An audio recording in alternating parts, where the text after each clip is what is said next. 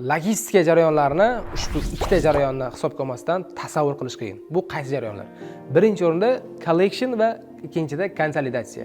Bular nimaligini birgalikda ko'rib chiqamiz. Collection ya'ni Xitoy omborlarida yuklarni bitta joyda yig'ish. Misol uchun har xil mijozlarimiz bor. Bir mijozimiz Xitoyda masalan Foshandan mebel olgan bo'ladi, Shantodan o'yinchoq olgan bo'ladi, Bayundan kiyim-kechak olgan bo'lishi mumkin. Ularning yuki har xil joyda yotadi. Biz ularni bitta joyga yig'ishimiz kerak. Ya'ni ularning asosiy masalan yaqinroq zona yo Ivu bo'lsin yo Guanzhou bo'lsin, biz bitta joyda yig'ib olamiz. Misol uchun Foshandagi yuk 10 kuba bo'lsa, Shantodagi 20 kub bo'lsa, Bayundagi 5 kub bo'lsa, mijozimiz hamma yuklarni bitta joyda yig'amiz va qayta upakovka qilishni boshlaymiz. Bu bilan nima ro'y beradi? Ya'ni mijozimiz nima yukishi mumkin?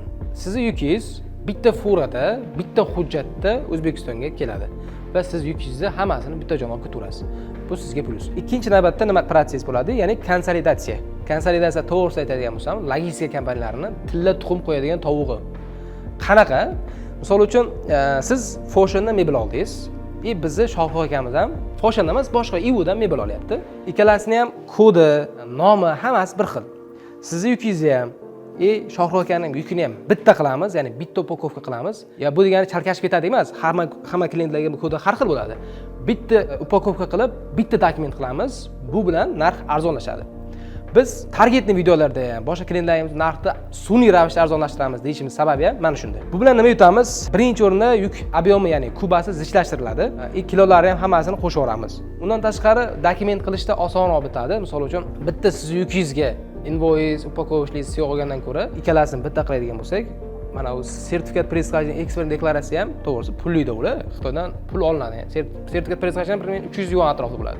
Bitta yuk qiladigan bo'lsak, bitta dokument olamiz, u ham nisbatan arzonlashadi. Va undan tashqari biz mijozlarimizga chegirma qilib beramiz. Yo'l kirasidan ham chegirma qilib beramiz, rastamoshkasidan ham chegirma qilib beramiz.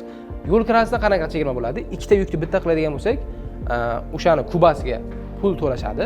Ya'ni korobkasini hajmi, gabaritni yuklar, o'shalar hammasini bitta qo'shib yuboramiz. Rastamoshkadan qanaqa plyusi bor? Deklaratsiya uslugalar bo'lishi mumkin. Dokumentlarda masalan bitta GTD bo'ladi, masalan ikkalasi ham bitta dokument bo'ladi, o'shandan ham yutish mumkin. Bu ikkita omil logistikada eng muhim omillardan hisoblanadi. Bular tepada aytganimdek pulingizni ham, vaqtingizni ham tejaydi. Logistika haqida, Xitoy logistikasi haqida ko'proq ma'lumot olish uchun bizni kuzatib boring. Logistika xizmati sizga kerak bo'ladigan bo'lsa, pastdagi raqamlarga murojaat qilishingiz mumkin. Bye bye.